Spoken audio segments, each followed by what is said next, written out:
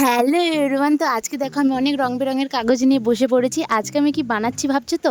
আজকে আমি বানাচ্ছি একটা কাগজের পদ্মফুল। হঠাৎ করে আমার কাছে আমার বোন এসে আবদার করলো, ওর নাকি কালকে একটা এক্সাম আছে যেটা হাতের কাজে, তাই ওকে একটা কিছু বানিয়ে দিতে হবে। তখন আমিও ভাবলাম যে চলো ওকে তাহলে একটা কিছু বানিয়ে দিয়ে যাক, আর সেটা তোমাদের সাথে শেয়ার করব। তো ঝটপট করে আমি ইন্টারনেটে সার্চ দিতে আমার কাছে চলে এসেছিলো একটা কাগজের পদ্মফুল। তো সেটাই আমি বানানোর চেষ্টা করছিলাম।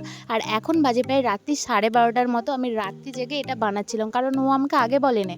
তারপরে আর কি একটা একটা করে গোল করে আমি কাগজগুলো কেটে নিয়েছিলাম ছোট বড় করে, কারণ আমার কাছে কম্পাস ছিল না, তো আমি বাটি ইউজ করেছিলাম। তোমরাও আমার এরকম হ্যাক্সটা ইউজ করতে পারো।